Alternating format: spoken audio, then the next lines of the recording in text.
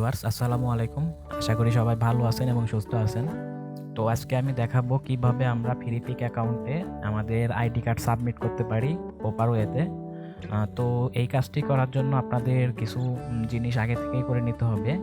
সেটি হচ্ছে ১ নাম্বার, আপনাদের একটি টিন সার্টিফিকেট করতে হবে অনলাইন থেকে। এই যে টিন সার্টিফিকেটের এই নাম্বারটি আপনাদের লাগবে।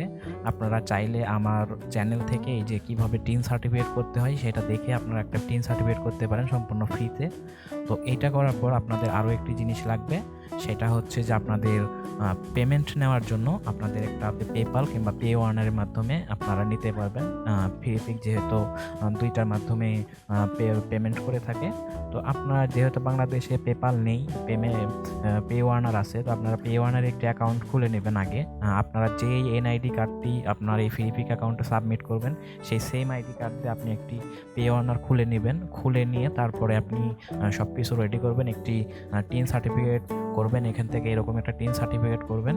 টিন সার্টিফিকেট করার পর একটি পে ওয়ার্নার অ্যাকাউন্ট করার পর আপনি সেম এনআইডি কার্ড দিয়ে আপনার হচ্ছে যে ফ্রিপিক অ্যাকাউন্টে সাবমিট করবেন। তাহলে আপনার অ্যাকাউন্টটি খুব তাড়াতাড়ি অ্যাপ্রুভ হয়ে যাবে, আপনার এনআইডি কার্ডটি, আর আপনার ফ্রিপিক অ্যাকাউন্টটি খুব তাড়াতাড়ি রেডি হয়ে যাবে কোনো সমস্যা ছাড়াই। তো এই কাজটি করার জন্য আপনারা যেটা করতে হবে, এটা সর্বপ্রথম এখান থেকে আপনাদের ক্লিক করতে হবে আপনার নামের উপরে ক্লিক করার পর এখান থেকে দেখতে হবে মাই বিলিং ইনফরমেশন, এখানে ক্লিক করতে হবে। তো আমার যেহেতু সব কিছু করা আছে, তো আমি আপনাদের সরাসরি দেখাচ্ছি কিভাবে করতে হয়। তো এখান থেকে দেখতে পাচ্ছেন আই অ্যাম এ কোম্পানি। তো আমরা যেহেতু কোম্পানি না, আমরা যেহেতু ব্যক্তিগত, তো এখানে এটাতে টিক মার্ক করার দরকার নেই। আপনারা যদি কোম্পানি হয় তাহলে এখানে টিক মার্ক করে দিতে পারেন। তো এখান থেকে আমি যেহেতু ব্যক্তিগত, তো এখান থেকে আমার ফুল নামটা দিতে হবে। এখানে আমার আইডি নাম্বার মানে হচ্ছে যে এই আইডি নাম্বার মানে আমার এনআইডি কার্ডের নাম্বার না, এখানে দেখতে পাচ্ছেন বিয়ে করে লেখা আছে ভ্যাট নাম্বার, আইডি নাম্বার, এখানে ভিতরে লেখা আছে ভ্যাট নাম্বার, মানে ভ্যাট নাম্বার হচ্ছে যে আমার এই যে এইটা টিন সার্টিফিকেটের এই নাম্বারটা এখানে দিতে হবে, যার কারণে এই টিন সার্টিফিকেটটা করতে হবে আমাদের। তো এখানে ভ্যাট নাম্বার দিতে হবে, এখানে আমার অ্যাড্রেস দিতে হবে, এখানে ফোন নাম্বার আপনি চাইলে দিতে পারেন, নাও দিতে পারেন, এখানে পোস্ট কোড, এখানে সিটি, এখানে কান্ট্রি, আর এখানে এসে আপনারা দেখতে পাচ্ছেন পেপাল, পেওনিয়ার। তো এখান থেকে আপনারা পেওনিয়ার করে নেবেন, করে নিয়ে তারপরে হচ্ছে যে আপনারা ফ্রিপিকে অ্যাকাউন্ট সাবমিট করতে আসবেন আপনার এনআইডি কার্ড। আপনি সর্বপ্রথম পেওনিয়ার খুলবেন, পেওনিয়ার খুলে তারপরে হচ্ছে যে আপনি এই যেই আইডি কার্ড দিয়ে পেওনিয়ার খুলবেন সেই আইডি কার্ড দিয়ে আপনি হচ্ছে যে এই ফ্রিপিকে সাবমিট করবেন। তাছাড়া কিন্তু অনেক প্রবলেম হবে, দুইটা যদি ভিন্ন ভিন্ন আইডি কার্ডে হয়, আপনার পেওনিয়ার অন্যজনের নামে খোলা আর আপনার হচ্ছে যে আইডি কার্ড আরেকজনের নামে, যেটা হচ্ছে যে আপনি ফ্রিপিকে সাবমিট করলেন, তখন দেখা যাচ্ছে যে দুইজনের নামে হওয়ার কারণে এখানে অ্যাপ্রুভ হবে না, তখন কিন্তু আপনি ঝামেলায় পড়ে যাবেন। তো সেম আইডি কার্ড দিয়ে আপনি অ্যাকাউন্ট করে তারপরে হচ্ছে যে ফ্রিপিকে আপনার আইডি কার্ড সাবমিট করতে আসবেন।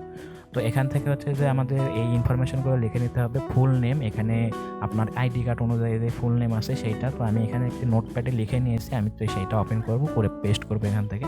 তো আমি এখান থেকে পেস্ট করব কপি করে, তো এখান থেকে আমার কপি করে পেস্ট করলাম। এখান থেকে আমার ভ্যাট নাম্বারটা কপি করলাম, টিন সার্টিফিকেটের যে নাম্বার, তো সেইটা আমি কপি করে রেখেছিলাম, এখান থেকে পেস্ট করে দিলাম। এখানে আমার অ্যাড্রেসটা দিতে হবে। আপনারা দেখবেন যে এনআইডি কার্ডের পিছনে আপনার অ্যাড্রেস লেখা আছে, সেটাকে জাস্ট আপনি ইংরেজিতে লিখে এখানে হচ্ছে যে পেস্ট করে দিবেন। তো এখান থেকে দেওয়ার পরে এখানে আপনি দেখতে পাচ্ছেন ফোন নাম্বার, এটা কোনো জরুরি কোনো বিষয় না, আপনি চাইলে দিতে পারেন, না চাইলে না দিতে পারেন। তো আমি এখানে দিয়ে দিচ্ছি, আপনারা চাইলেও দিতে পারেন। তো আমি এখান থেকে ফোন নাম্বার দিয়ে দিলাম।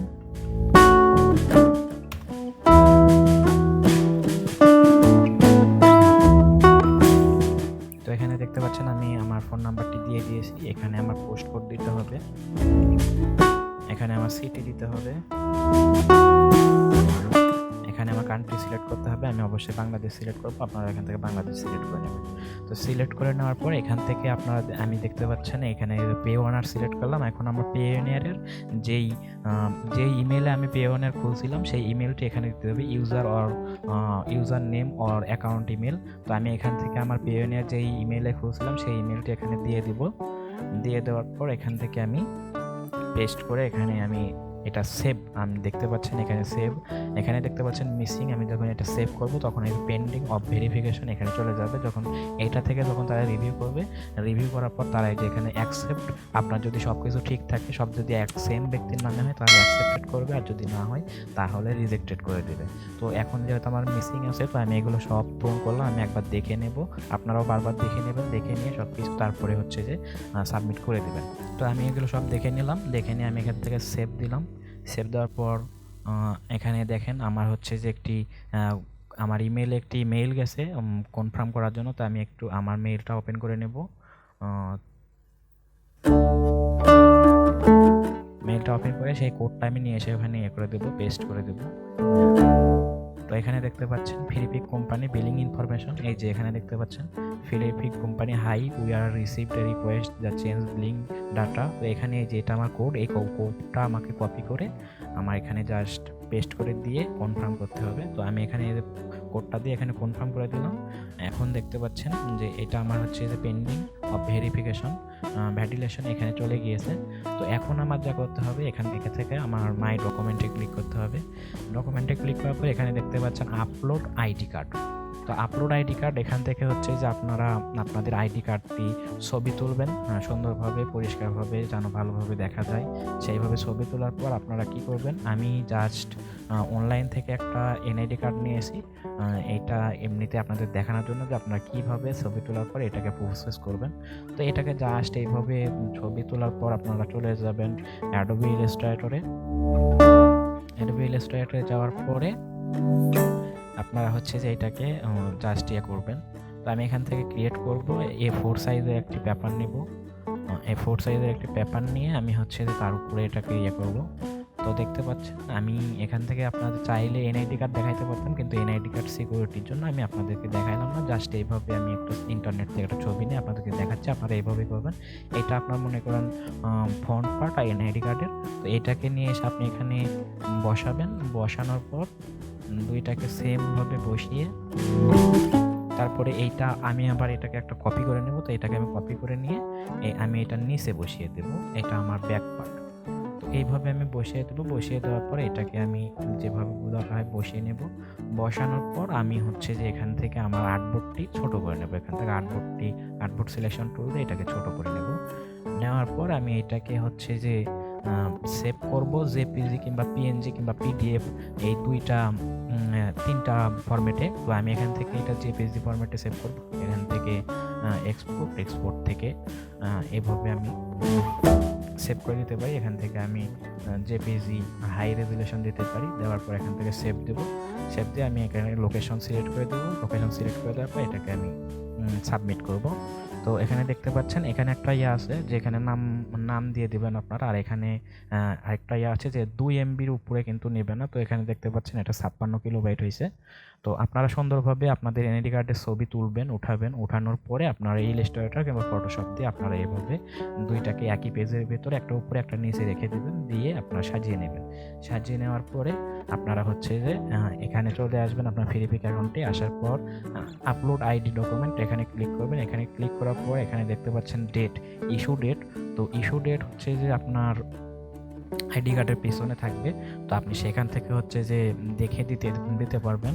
তো আর তারপরে হচ্ছে যে এক্সপায়ারেশন ডেট। আপনি এক্সপায়ারেশন ডেট মানে কি সেটা তো বোঝেনি, যে উত্তীর্ণ হওয়ার মানে মেয়াদ শেষ হওয়ার তারিখ। তো এটা আমি আপনারা চাইলে একটি আইডি কার্ড যেটা দিবেন সেটা যদি আপনি চান যে 2 বছর পরে আপনি নতুন আরেকটি আইডি কার্ড দিবেন, তাহলে আপনি এখানে 2 বছরের একটা ডেট দিয়ে দিতে পারেন। যেমন এখন 2022 সাল। তো আমি এখানে আমার হচ্ছে যে ইস্যু ডেটের এনআইডি কার্ডের পেছনে যে ইস্যু ডেট থাকবে সেটা তো আমি দিয়ে দেবো। আর 22 সাল থেকে শুরু করে আমি 2 বছর 24 সালের একটা সময় পর্যন্ত দিয়ে দেবো। সেটা 24 সালে এসে আমি আবার নতুন করে একটা আইডি কার্ড সাবমিট করতে পারবো।